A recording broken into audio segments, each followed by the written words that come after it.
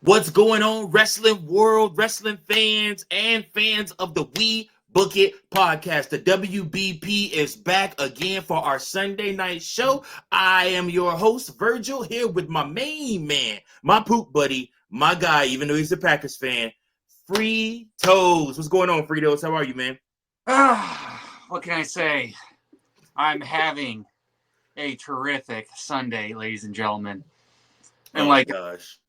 certain fan base, about 3 hours away from us.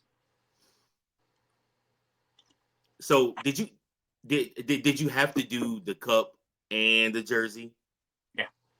Yeah, had to. Fair enough. I ain't gonna lie. If the Bears would have won, I definitely was gonna come down here in a Bears jersey with my Bears Scully hat on and my Bears cup and everything like that. And like I said, but I mean, let's put it to you this way: even if the Bears had won, it's still sad that it took us 11 times to beat y'all. So, like I said, I mean, it still would have been nothing to brag about. It'd have been another day at the office. It'd have been like we finally got that monkey off our back. But speaking of monkeys off backs, we are going to start today's episode off of an article that I found on Wrestling Inc., where Fightful Select reported that the year of 2025 won't be anywhere as active in the free agency market for wrestling as 2024 was, with both WWE and AEW making significant signings into in the year 2024. They were listing that a lot of this was due to the fact that both of them were trying to get new media deals, which WWE will now be featured on Netflix, we hope, on CW and on the USA Network, as well as having PLEs on the Peacock app domestically, and then internationally. Netflix basically will house everything WWE in 2025. So, Fritos, what are your thoughts about AEW and WWE, what they did in 2024, and then what they're projected to do in 2025 as far as signings? Kind of glad it's over. It was just chaotic, trying to figure out who's going where, trying to figure out how much everyone's trying to make and all that, which I don't care, really. Go get your money. I respect it. Just trying to do all that, it was kind of weird. But, I mean, with all these new media deals that we got, you mentioned the WWE, then on the AEW side, they're going to be on Max with their stuff, I believe. Yep, streaming on Max, yep. Yep. Which you still have to pay more for, So, even if you get the Max app, I think you still have to pay more for like $2 or whatever. Yeah, pretty much. That's fair, because I think they do that anyways for their live sports, which I don't do that since I already have most TV stuff. So get that jailbroke Fire Stick. It's illegal. You can't say. You can't, sorry. Download. But bad Fritos. My door in for pirating. But I mean, that's hilarious. I was reading that article too. It makes an interesting point that goes, all these other companies are going to have a chance to get some of these agents or some of the talent, which I would be happy for. Like TNA make a run at some of the bigger free agents that come in 2025. Maybe that'll help boost them up more, or New Wrestling Japan and boost them up more. Even though I don't know how they do their streaming, I'm still interested in them. I just wish I had more access to watching. But it's going to be great for these smaller companies too. They're not going to be competing with the top two big dogs, but at least they'll make a little bit of a dent in the market. Sure. Yeah, no. I mean, like I said, we here on the WeBook It podcast support all wrestling, which is why you see all the different icons around our screen. So yeah, no, I'm all for indie wrestling companies getting a shot, or the smaller wrestling companies like MLW, TNA, House of Glory, places like that getting a shot. Like I said, then of course WWE launching WWE ID helps just even more, because like I said, they're going to be funneling money and paying guys who are indie wrestlers and giving them a shot. So, but then once they get big enough and they're ready, they'll end up coming to NXT or coming around places like that, so that they could get more exposure and learn more of the business. So, like I said, it's nothing but a good opportunity, I think. For sure. So who's that one guy they signed? Because Punk mentioned his name. I love his name too. I just know it's like cappuccino, and all his whole gimmick is coffee related stuff, which I think it's hysterical and fun. So I'm hoping more people like that get a boost too, which that helps them out. Sure. Absolutely. Yeah, no, I mean, so AEW in the year 2024, it's so crazy when you think back at it. But AEW signed the likes of Will Ospreay, Okada, Mercedes Moné in the first 3 months of the year. Those were their three major signings. That's crazy. That's a home run for Tony Khan. That's a home run for Tony Khan if I've ever seen one. Like, that's crazy. And then, of course, they signed the Hurt Syndicate, literally brought in Bobby Lashley, Shelton Benjamin, and MVP towards the end of this year. So they did a very, very, very good job. And then obviously on the WWE side, they landed the Motor City Machine Guns, Stephanie Valkyrie, Julia, and then obviously, I love you Solo himself, Mr.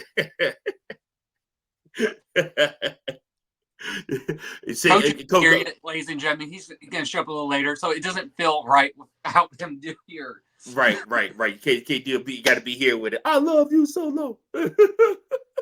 Did you see the end of SmackDown where Jacob Fatu was when he was in the background? They were talking about Bronson Reed joining their team and how it'll affect them and everything like that. And he said, "Come on, y'all, let's go celebrate." He's like, love you Solo. It's so funny. I love it. And also with the WWE side that we're not talking about, the re-signs too.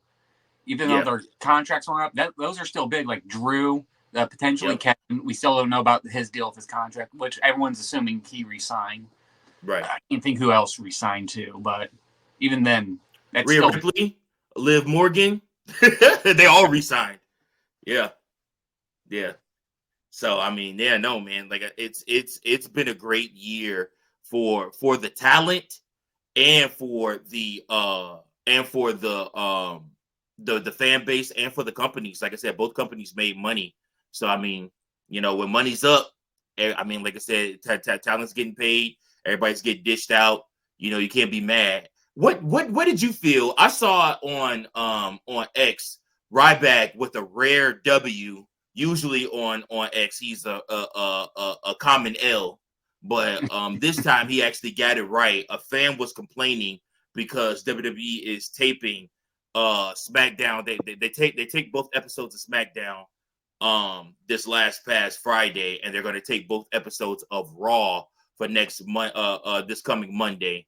We saw there was fan backlash on the old X app because they did not like the fact that WWE was pre-taping shows. However, Triple H is doing this as an opportunity to give people time off to be with their families during the holidays. So, like I said, what did you think of that moment? Honestly, yeah, just that rare W that he has, which I'm assuming like a lot of the older guys wish they had that opportunity. Take 2 weeks off, heal up, spend time with the family, especially when they're on the road so much. They don't get to see their family. They don't get to see their kids grow up. They don't spend time with their parents, their siblings, the rest of their extended family. They don't, go to sporting events if their kids are in sporting events. None of that, really. So for them to be able to have these 2 weeks off or week off or whatever to do it, to have that Thanksgiving meal is great. Yep. We as fans sucks because we get to see the spoilers come out because people are jackasses, to be the light term of it, posting the spoilers. But there's people just like you and I. I mean, if you had to work on Thanksgiving, I've worked on Thanksgiving before, it sucks. It does suck. You did retail, right? Retail and for the state for different jobs. Wow. Okay. So it sucks, spending away when you're not, making those moments where they count. So this gives all the talent, even the rest of the production crew too, because they're traveling with them as well. Spend time with their family. So I give credit to Ryback the few times, but for this, but yeah, even though it's one of the only times it sucks as fans, but as a human, I get where it's coming from, and they do deserve it. Especially like if Christmas too, and I'd say extend it, a little bit to New Year's as well, because at that Yeah. time it's kind of a dead period. Anyways, you might as well let them tape a couple shows, extend it, and Or do a best of. Do a mm-hmm. best of. They used to do a best of for Monday Night Raw and for SmackDown, where they would show the best matches that happened of the year. And I mean, sure, the ratings would be down for those shows, but it was understood by the by the networks that was going to be the case when you're just showing the best of. Hell, you should be with your family anyways, not sitting there watching wrestling. So Mm-hmm. like I said, kudos to WWE, uh, kudos to Triple H. Also this year, I think they're doing like some holiday tour thing, which I'm not for sure what that Yeah, entails. yeah, Is it actual yeah. matches or is it just like an event? No, it's actual matches. Yeah, Matches. the holiday. Yeah, the holiday tour. Part of the holiday tour, they're going to be at Madison Square Garden. It's going to be Bronson Reed versus Seth Rollins in a steel cage match. Because there's one going to be in Chicago as well, which I don't know if they've announced anything card wise. Dude, the only problem is they're gonna do it at the freaking, which hopefully by then I've lost some more weight, but I know exactly where they're gonna do it, which building they're gonna do it in, the Allstate Arena, dude. And my hips don't fit in those seats, ladies and gentlemen. I am I'm a well endowed male when it comes to my hips and it comes to my booty and whatnot. And like I said, it's hard for me to sit in those seats. Like I don't fit in those seats at the Allstate Arena. When I went to Hell in the Cell for Seth versus Cody with the Love of the Game match, literally I stood. Big C, once I let him in, we could even tell you, I stood the whole time, pretty much basically that whole pay-per-view, because we would have been crammed up, the three of us right next to each other, and like literally there was no seats for anybody. So yeah, no, that's the only problem. Now, Enterprise Center, I fit no seats, amazing. You know what's crazy? Even in Springfield at the BOS Center, I fit in those seats great. But those are the Allstate Arena and the United Center. Those seats, I did not fit in either one. It was not comfortable. Yeah, the BOS, they need it. I know they did updates, but they need to do something again. Those seats suck, though. No, they need to update the whole venue just so like merch stand. There's only when you do it, they only have like one merch stand. It's Right. chaotic right there in the front, so everyone's just like Right. bumping each other. Then you got the concessions right there too, so everyone's like lined up and jammed up. You can't get to your seats half the time. Right. You're fighting people trying to go to the bathroom, trying to get a hot dog, trying to get a beer. And if you want merch, well, good luck. It's a damn night. Yeah. So literally, you either have to plan to be one of the first ones there lined up so you can get in and get your merch, or you have to be one of the ones that like when you like be able to read the tea leaves and know when you finna have the halftime of the show and be like, get up out of your seat like halfway through the halftime so you can go over there and get in the merch line. Luckily for me, the last time I went to a show was actually the time I met my man Freaky Fritos, and we actually I actually got behind you, I think, in line, and that was the only thing that helped me like not have to wait in line super long, so I was able to cut a little bit. But when you're a top podcast in Springfield, Illinois, that does when you get to do whatever the hell you want. Oh yeah, absolutely. Well, like I said, we're gonna move right along from that. We're gonna bring up the next issue, but before we bring up the next issue, I want to bring in the man, the myth, the legend. He is pissed off. His name is Big Daddy.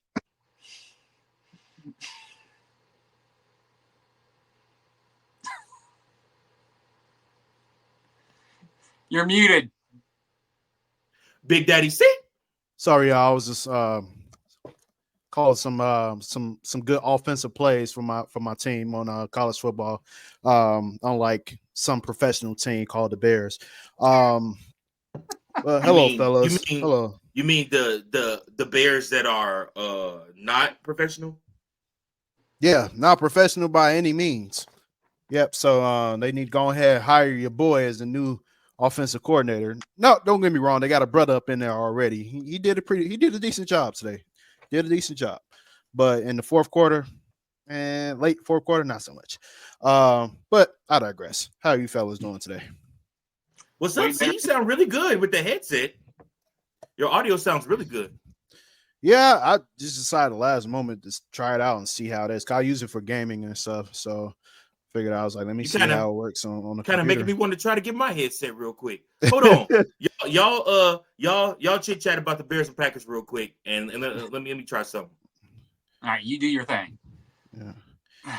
Man, yeah. I'm You know just what? Let's get while your thoughts while out while today. I'm happy it wasn't a blowout and that it was a close game, that like we didn't look like, we didn't belong on the field with you all. It's just, it sucks that the Bears find ways to lose in the fashion that they do. Like, what is a Hail Mary, double doink, block field goal, interception late. Like, God, man, this at least the, the defense held their own. It's just late. That 60-yard bomb they gave to y'all, man. It's just like, bro, come on, man. Like, come on. Caleb probably looked the best I've seen out of him in a Yeah, minute. I was shocked. Like, I thought once I saw 3rd and 20, 4th and 20, I was like, yeah, it's over. And then I saw that he like converted. I'm like, what? The Bears converting on like third, like that far out on a 3rd and 4th situation. I'm like, what? I'm like, man, this is okay. And then right after that, another 13-yard pass, and then after that, another one. I'm like, oh, they trying to do something. They trying to win this thing. I'm like, I'm hoping that they get close enough to get a good field goal attempt. And when I saw that they were probably at the 40, somewhere around that, and I was just like, I'm like, and then because I wasn't watching the game, I was just keeping track of the game cast, and I was just like, oh, what are they doing? And then I didn't peep that they were like wasting time, like they like ran off like 20 some seconds, and then after that they went for the field goal, and all of a sudden I just see final 2019. I was like, these motherfuckers, man, like.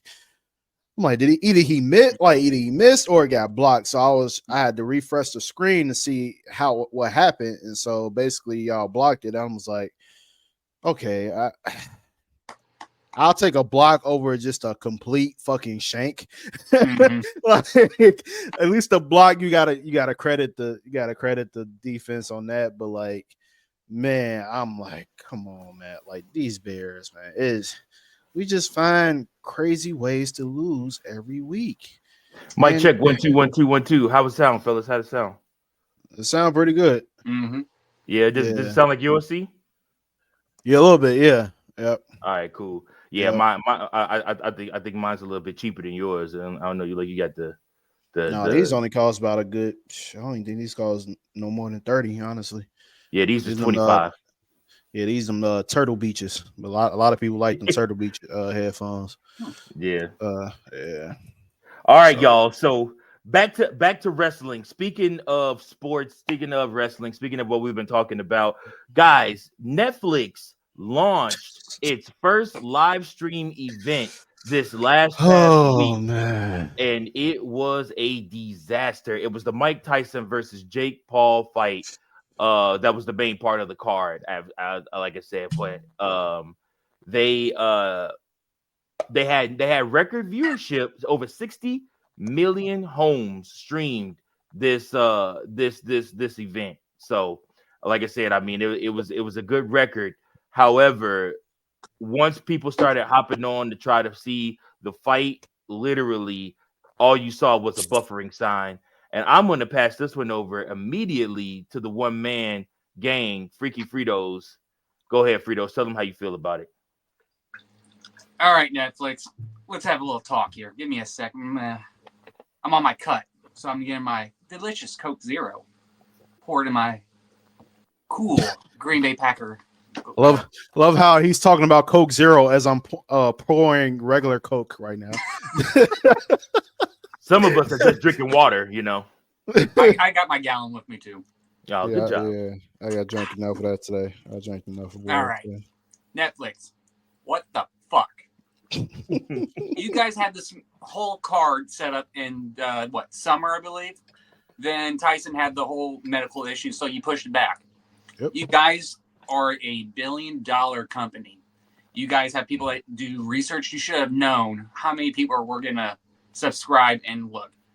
and just try to watch the match. And you should have got your servers prepared for that large amount.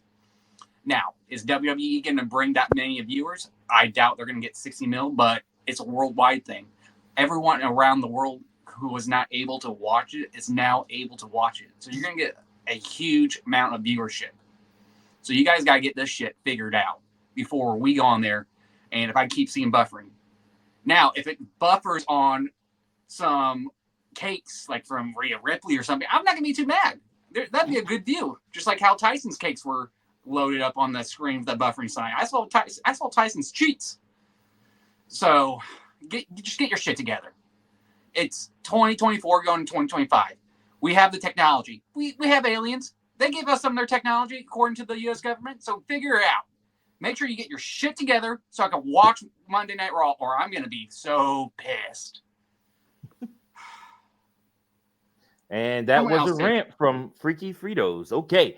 I read a little deeper into this, and a lot of some of the wrestling news outlets reached out to WWE, and WWE said that they've already had conversations with Netflix, and Netflix has promised them that they will have majority of these bugs ironed out by the time 2025 hits. So not saying everything's going to be smooth sailing, not saying it's all going to work out perfectly fine, but they said majority of the bugs should be worked out by then. So yeah, man, I mean, like I said, it's unfortunate because I mean, we were all chatting during the fight, and we were all like, oh man, we want to see how this goes, because you know, if this goes bad, this could spell bad things for WWE Raw viewership. And I mean, like I said, I even had one buddy that said that WWE should leave $4 billion on the table, you know, and go find somebody else to stream with, because I mean, like I said, it was just awful. So what did you think, Big C?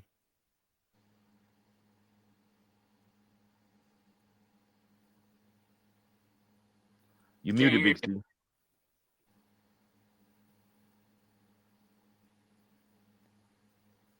As he's going through technical difficulties, I'm going to say one more thing. Okay. Can y'all hear me now? Oh, never mind. Yeah, we can hear it. Go at it. Yeah, I keep forgetting these headphones got like a switch on it to where you can like mute the mic. So I accidentally switched it off. But yeah, so basically I wasn't surprised that it was happening, because I'm like, all right, we got like several billion different people around the world not only watching this, attempting to watch this like whole pay-per-view, but there are people watching their own shit, like watching other shows and movies and stuff. So you got that going, like, so the entire app itself is being used literally like around the world for multiple things. And then obviously you got the workers themselves trying to work on the app, make sure it's functioning right. So I wasn't surprised, but I like that it was happening, but I was shocked that Netflix didn't prepare for this in advance. Like knowing what was to come, knowing that it was going to be a lot of people tuning into this, because Mike Tyson going against a hated YouTuber that people don't respect as a professional boxer.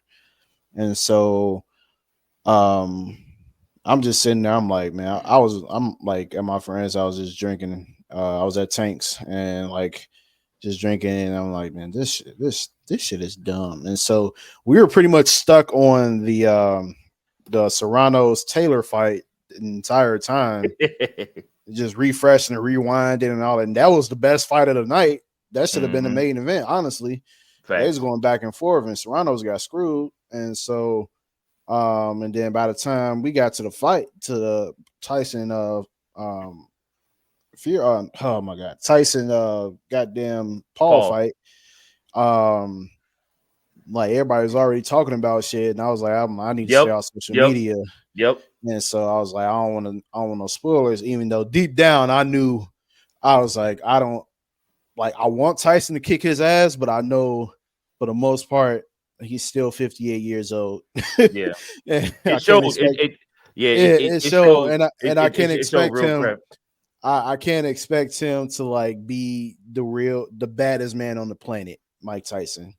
Like, I'm like, because I saw what happened with him and Roy Jones years ago, and I was like, if I see any glimpse of that in the first round, I know what's up. So, and that's exactly what happened. And yeah, it was unfortunate that we had to deal with all those technical issues just to like experience that. And the highlight of the night ended up being him showing his cheeks at some random point before the match. So yeah, literally after he got done hugging his son too. He's like, yeah, I love you. Kissed his son on the cheek, and then literally walked around and showed us his cheeks. That's crazy. Bro, That's I a was wild like, be what? the baddest man on the planet and be caked up like that. It's kind of crazy. Hey, I was like, what? And I was like, what in the Rikishi is going on here, man? I was like, that was wild. That was wild, bro. I'm like, where's this man? He was basically in wrestling tights at the weigh-in, and now all of a sudden this man he in a whole thong and all this other shit. I'm like, what is going on? The only thing missing was a pigeon. Like, only thing missing was a pigeon, yo. Like, all right. I'm not fit to do this with you. But the lagging, the lagging on the Netflix app led me to think about how, like, because pretty much for the most part, Peacock does a really good job. Like, if I have the TV on upstairs, I have the TV on downstairs, and they're both streaming the same wrestling or something like that, like my TV down here may be seconds ahead.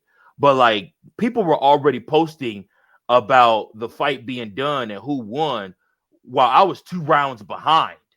Like that it was that bad. Like the lagging. Oh, was you that hadn't bad. even wait. So you were on the fight. You hadn't got towards the end yet. Correct. Okay. I had to watch it on my sister's phone. I used my Netflix and I used the pirating service, the jailbroken Fire Stick. Yep. But none of it was keeping up. The only thing that was working was my sister's phone. So me, my fiance, and my sister literally huddled together, looking at a 10-inch screen, trying to watch the fight. Yeah, for whatever reason, the app, like on the phone, the mobile app, it was working fine. But when you try to cast it or watch it on TV, like watch it on a Netflix TV app, it's like terrible.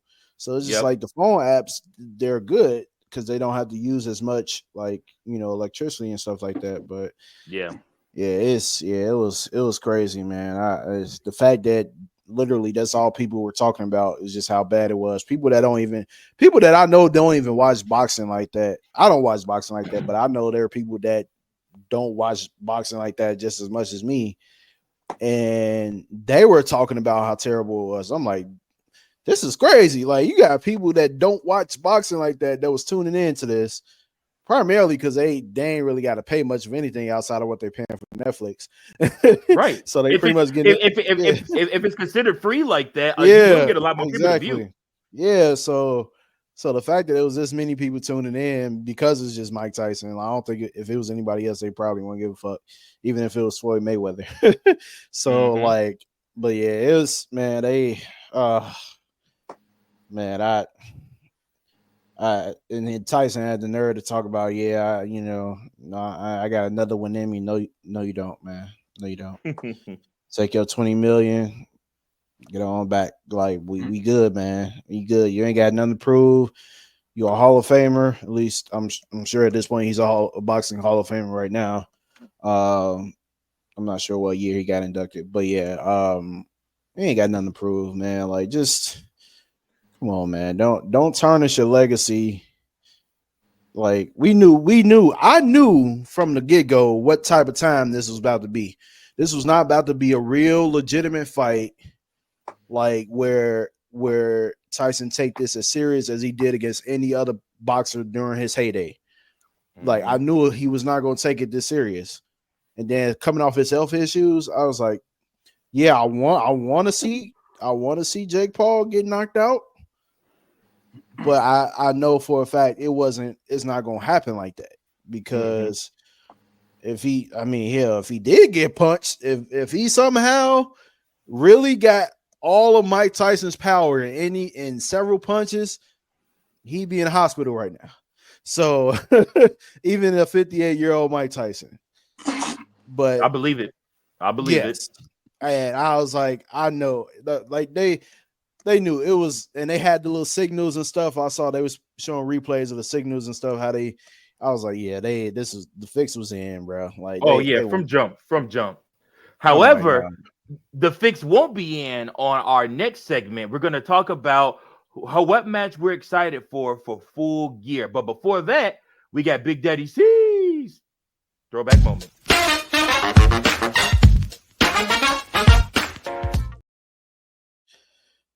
Hello, everyone. Here is the Big Daddy C's throwback moment. So, in the spirit of reunions that we got going on here with WWE, with the Bloodline, the original Bloodline, and eventually the reunion of Seth Rollins and Mr. Roman Reigns that is going to happen. I'm gonna take it back to 2006, June 2006, D-Generation X. During this time, you had, John Cena was at his height. He done ran through Triple H, during, and a whole bunch of other people. Shawn Michaels dealing with his issues with the McMahons. And so coming off WrestleMania 22, you had little signs and hints that Triple H and Shawn Michaels was going to, get back together. They doing a DX chops in their respective matches. And, they just going back and forth. Triple H dealing with the McMahons and the Spirit Squad. Shawn Michaels, same thing. And so on, I believe it was June 12th of 2006, Triple H was going against the Spirit Squad by himself in a handicap match. And he was kicking some ass, but eventually the numbers game caught up to him. And all of a sudden, while he's getting annihilated by the Spirit Squad, Shawn Michaels, one of the Spirit Squad members was not out there. He gets thrown out just randomly while Vince McMahon is standing on the stage. And then all of a sudden, we're like, oh, shit, who threw this motherfucker out? And here comes Shawn Michaels. Bad knee and all, as JR would say. Comes out there, and then he look at Vince McMahon. He's like, yeah, I'm back, nigga. And then he super kicks, I believe it was, I think it was Nikki. Might have been Nikki. That he super kicked in the chest. And then he looks at Vince McMahon again and then just takes off all limpy and all that. And then he runs into the ring, starts throwing haymakers and punches at the Spirit Squad. Then Triple H gets back up. They throwing punches and they're just kicking some ass. And all of a sudden they look at each other like, oh yeah, I'm here, motherfucker. I'm here. It's real. And then Shawn Michaels super kicks one of the Spirit Squad members. Triple H pedigree one of the other members. And Shawn Michaels does this little move. And after the pedigree was complete, they get in each other's face and like, oh yeah. And JR's like, what are we seeing the reuniting of D-Generation X? And then they do the little DX clap. And then right after that, and then they get in McMahon's face, and then they do the little DX chop. And Vince McMahon's like, and then and the rest is history, man. And then Triple H moons his ass out towards the end of the night, and Vince McMahon's wrote his worst nightmare came into fruition. It became a reality. He got to deal with DX yet again, and the rest of that year, all the way through 2007, DX was on some real shit, man. It was some good times, good television to watch on Monday Night Raw, man. So that's my throwback moment of the week. The reunion of D-Generation X 2006. So go check it out if you don't. I'm sure a lot of you remember it, but yeah, it was some good times, man. That is my throw.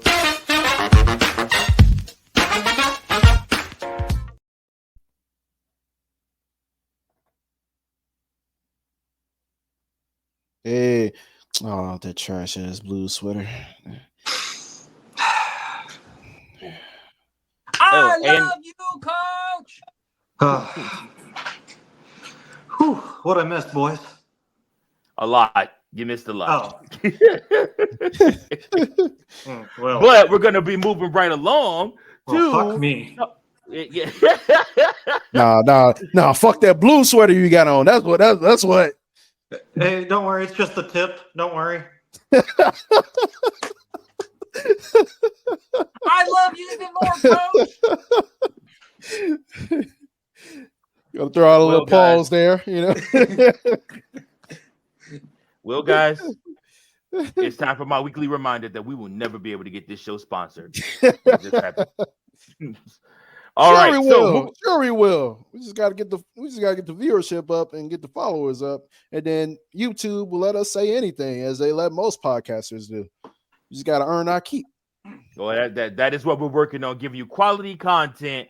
Almost now, what 5? We brought you 5 days of content last week because we did Sunday, Monday, Wednesday, Thursday, and Friday. So 5 days of content last week. So pretty proud of the WeBook It boys for that, and we're gonna try to keep it going this week. So good job, fellas.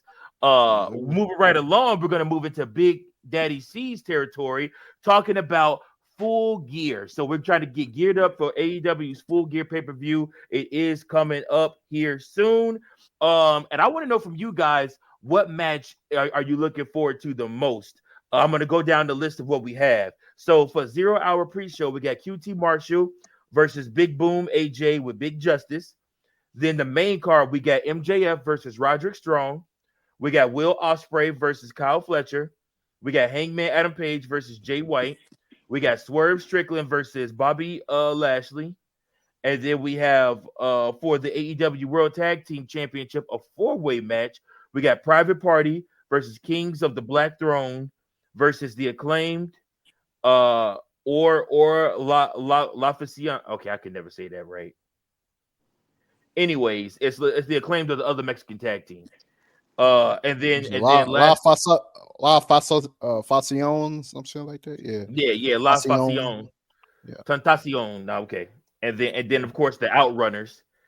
And then we have the AEW TBS Championship match. We got Chris Statlander versus Mercedes Moné. We have the AEW TNT Championship match. We got Jack Perry versus Daniel Garcia. And then of course in the main event, we got freshly squeezed Orange Cassidy going against John Moxley for the AEW World Championship. Which match are you guys looking forward to the most? Fritos, go ahead. As a joke, the Big Justice match. Only just because of the TikTok hype and all that, and the fact that all this. So it's just only interesting to see how they're going to do it for him. Only if this is going to open up more, roads for more influencers to be involved. Since, we got Logan Paul in WWE. Now we have Jake Paul doing more boxing stuff. Now this is going to open up more stuff in AEW and wrestling if we get guys like Big Justice, who was a former indie wrestler, and do all that. So it's kind of curious how this opens up for potentially if we get involved in a storyline. And I'm just saying, I'm willing to be trained and be in the ring, ladies and gentlemen. All right, just give us a call, shoot a DM.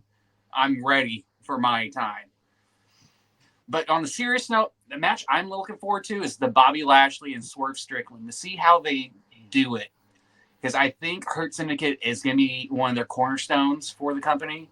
And if they do this right, it could be great for both the Hurt Syndicate and Swerve. Because they can make this easily to a trilogy. And maybe some point down the line, Swerve, kicks out Prince and he joins Hurt Syndicate and just helps boost them all up. That's a good point. What do you think, Coachman? Well, I'm looking forward to the Swerve and Bobby Lashley match. But for me, the match I'm kind of looking forward to the most is the Daniel Garcia-Jack Perry matchup. Solely because Garcia has been on kind of a heater lately. And I think now is the time to pull the trigger on getting him the championship, because people are going to buy into it more, where Jack Perry's reign has been kind of, ever since maybe his first title defense, it's just been stale. And I think Danny Garcia is going to can bring more to that title than what Jack Perry's doing right now. Sure. What about you, C? Our local AEW syndicate. I would say for me, I'm looking forward to the MJF Roderick Strong match. Just considering there's so many parties that are involved with like just both sides. You got Roderick Strong and the Undisputed Kingdom and all supporting allies on his side, and then you got MJF and the Don Callis family. And so there's bound to be some interference in this match from several guys, and so I'm just me, I like chaos, so bring on all the interferences and let's see what's gonna happen. But I'm excited to see where this goes, and hopefully this can eventually lead to us getting MJF versus Adam Cole again. That's the goal. Yeah, so because I do want to see it. I feel like we've been robbed of it for quite some time. So yeah, that's the match I'm looking forward to. Strong and MJF, and see what happens with these two guys. Good deal. And of course, for me, I'm looking forward to that good main event: Jon Moxley versus fresh squeezed OC Orange Cassidy. Even though I know Moxley will retain, I'm pretty sure his dirty deeds will have a way. It's a little throwback for you. His dirty deeds will have an effect in this match with the things that he does to retain that championship. I also am curious to see how they're building up Orange Cassidy. I know, see, you plan to document that probably more on this week's Dynamite episode that you'll do Wednesday night. But I'm very curious to see how they build him up and raise him up, and how they make him into this bigger star, and really try to make him seem like more and more of a contender that we could take seriously. I know he did hold the international championship for a little bit, like I said, but now they're trying to send him after the big gold, the AEW World Championship. And I'm just curious to see how the rise of Orange Cassidy goes, and if it's something that I can get behind or not. And this match against Moxley, even though he will lose, will go a long way to telling me if he's really ready for the big time or not. Big time. I'm on my way. I'm making it. Gotta make it sure. Name that WrestleMania theme song. I just know it was Peter Gabriel. Yes. Yeah, no, it's Peter Gabriel, but they used it at which WrestleMania? 22 in Chicago. Let's go. Yep. Let's go. I'm still mad. I don't know why.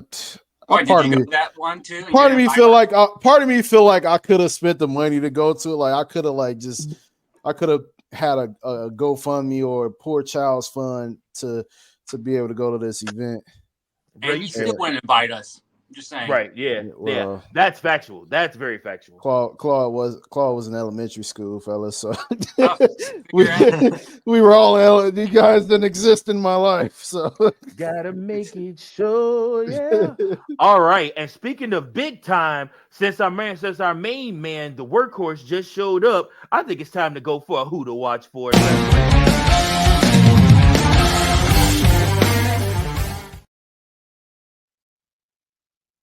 You're muted.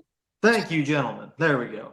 I'm a little rusty. It's been a long day for me, but happy to be here back on the show. All right.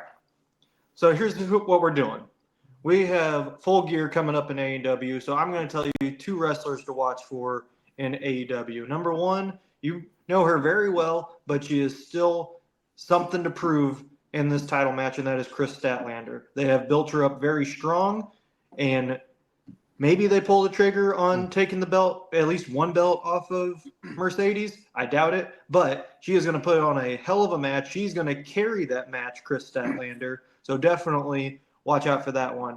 And the second one, what I had already said earlier with Danny Garcia, watch for him against Jack Perry. There will probably be some sort of interference that will happen. Not sure what it's going to be yet, but Danny Garcia is going to show how strong he is when he dethrones Jack Perry for the TNT championship. And that is who to watch for this week in wrestling.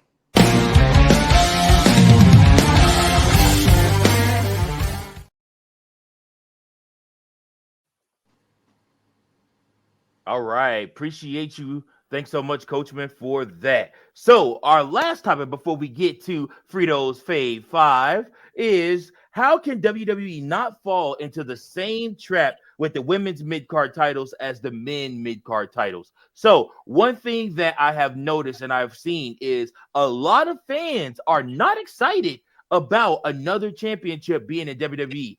Even like the wrestlers are 10 times more excited, especially the women's wrestlers are 10 times more excited about this than the guys. The guys, I'm sorry, than the fans. The fans are all like, oh my gosh, another championship. They can't even get it right with the men's mid-card championships. So what do they need to do? I need each of you to tell me something that WWE needs to do to make sure that these women's mid-card championships do not flop. Storytelling. Easy. Oh, my bad. Go ahead. I'll start one off. See, Storytelling. you know how the show goes. You've been doing this show for 40-some episodes. Fritos is A Mike. We all don't Coach all is we B Mike. we don't always go early. We don't always go in order. You know that. We don't We always do. go in Okay, order. all right, that's fine. You fine. You right. My bad, please. You get it. But go ahead, Fritos. Go ahead. I'm going to say Fucking storytelling. Okay. Make it make sense. Don't have. I get if they do a trilogy, but for example, the most recent run with LA Knight, just repeat and washing with Andrade and Carmelo Hayes, it kind of got stalemated, and just not having it being defended. Now I'm gonna give credit that the 2 hours is hurting them a bit when they switch over to it, but when they switch over to 3 hours starting next year for both shows, I think that will help it out a little bit. So it has more time for the story to flush out, and then instead of them being rushed into it. I like that. Coachman, what you got? I would say make sure you're utilizing your whole roster, because that's what happens with the mid card is you have your main event guys. That's great, but you also have a ton of guys who are also mid carders, and probably this will be their only chance for an actual title, but they often get forgot about. With the women's division, even though it's a little bit smaller than the men's division, there's still wrestlers that get lost in the fold. So as long as you're using everybody in some way to tell the story, like Frito said, I think it's going to be more enticing to the fans. Like bringing back having Blair Davenport being one example, actually bringing her into something instead of just bringing her up to fight Naomi for 2 weeks and then put her on the back burner again. Like just something like that. Show the depth that you have, and that will show how much the title actually means compared to just saying, oh, it's between these 3 or 4 people. And to that, it's just a commodity. But when you show how deep your roster is, then it shows how important that title actually is. Mm-hmm. Absolutely. Okay, Big C. Now, and It's easy. It's easy, fellas. It's easy. Literally. Just have a bra and panties match every single week. On Monday night, Raw, and on Friday night SmackDown. You might be able to get away with it on Netflix since, there's no one to really bitch at you about that type of quality of television. But, maybe on USA Network, I don't know. They have to flip some things around. But yeah, bra and panties match, every now and then. Bring it back, man. Bring it back. Okay, Ben. But no, I mean, on a serious note, I honestly think they, because I was thinking about something where, how TNA had the like the point system with Bound for Glory, where a lot of the superstars, they compete in matches, and if they get like a certain amount of points, they eventually work their way towards like this like little mini tournament. And then once they get into that tournament will lead to them, being a number one contender to go after the world championship. So I feel like if they do something like that for the women's, like so for both mid card titles, like so for each pay-per-view, have like most like pretty much have all of the women that's competing on each show. Or it don't even have to be on just Raw and SmackDown, just any, it could be on the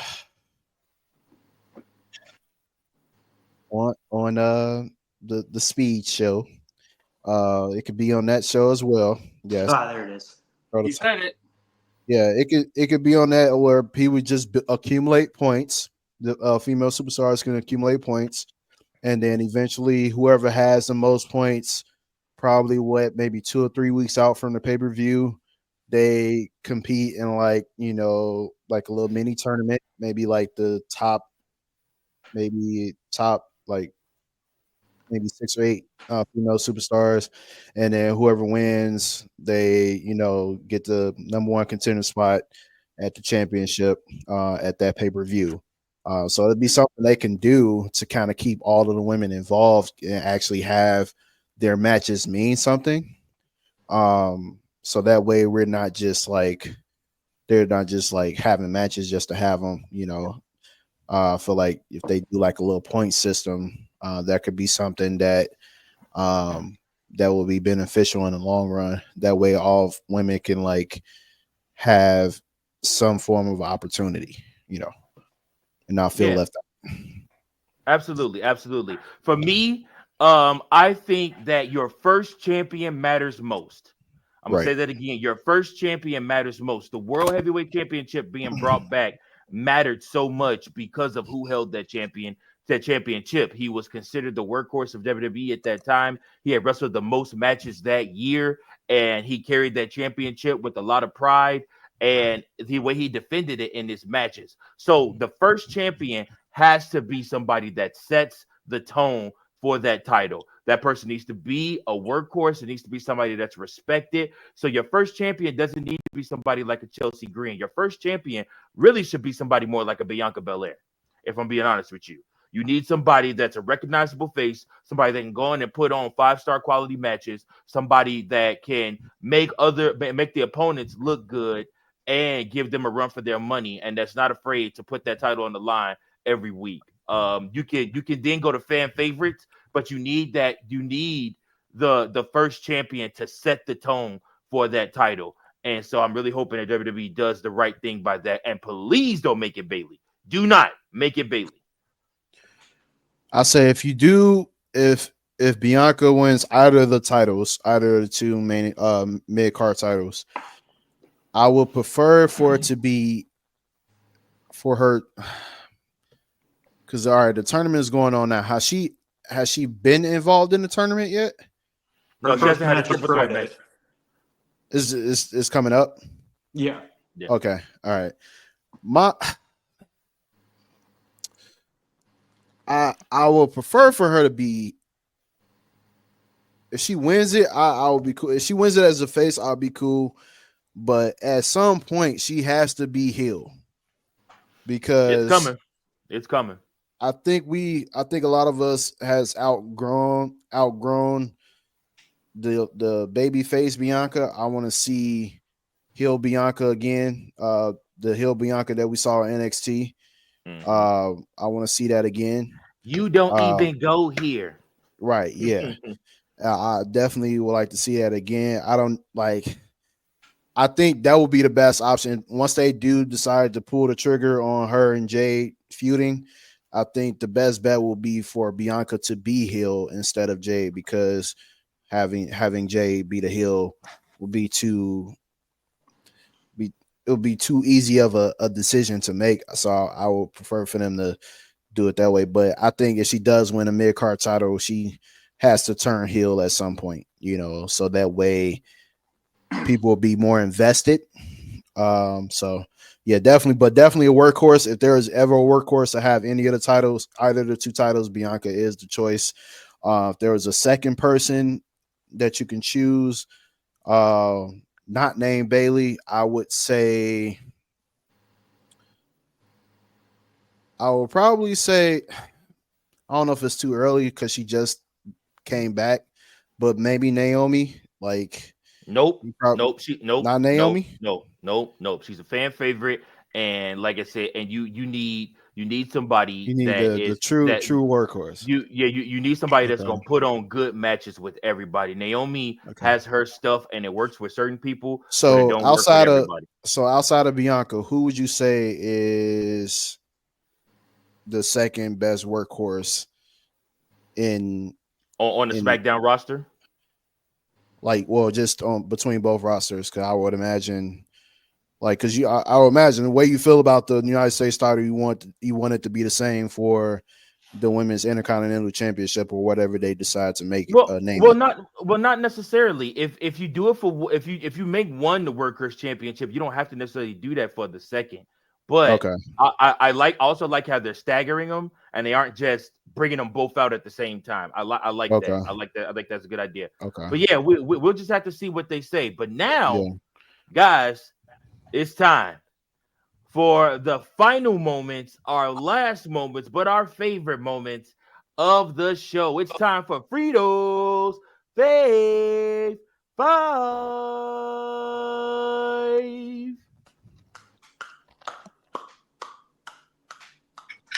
I was waiting for it. I guess he's not doing it. He's a little too upset about the Bears game, but it's fine. You sure as hell was not going to get that damn song today. No, sir. I already know my rating system is going to be rigged, but it doesn't matter, ladies and gentlemen. My singles and tag team competitors, I'm going to give you a fire list. Virgil, you know what to do. Hit my music! No. Yes. No. Yes. No. You see how they treat Booker of the Year. No. I refuse. You get nothing today. You've gotten enough. You see how they treat me? No. I'm so disrespected. I am your champion. How dare you? But it's fine. No, sir. Oh, this is funny. I've got some honorable mentions for this week. Oh, F. Not. Wow. I got Tommaso Ciampa Fritos match. F minus. Tag team match. Then shoving Johnny Wrestling, making their storyline a little bit more interesting. I also have The Miz kind of tricking me, thinking that he was the victim with Final Testament, but then leading the attack and drawing out the Wyatt Six. Now, at number 5, I've got the Hurt Syndicate coming out after Swerve's match and attacking him, leading it more interesting for their match in Full Gear. At number 4, I've got Seth Rollins. His feud with Bronson Reed is heating up, but for me, is more the backstage stuff with Sami Zayn coming on, asking him to be their 5th partner, and him be like, no, you're nuts. Then talking to Solo and kind of leading to almost a tease for a future feud with Jacob Fatu. That's money, and I can't wait to see that when they finally pull the trigger. Number 3, I've got Shinsuke Nakamura attacking LA Knight, which your Booker of the Year did predict. Look back at the past episodes. I did. And being his next opponent, this match is going to be fire with them. It's going to lead to a new Shinsuke, and I'm looking forward to it. And number 2, I've got Bronson Reed for helping the new bloodline attacking the OGs and being their 5th member. This is going to launch his career to newer heights, and I can't wait. Then at number 1, I've got Damian Priest. He had a decent match with Ludwig Kaiser. Why he's number 1 for me, ladies and gentlemen, is the promo he had against Gunther, just coming out there hot to the guns and making him look weak. Gunther looks scared and just vulnerable for the first time ever. So Damian's on one, and I can't wait to see their match. And that has been a Fritos Fave 5. Yeah. No. We hate the Packers? No, we don't. We love the Packers here.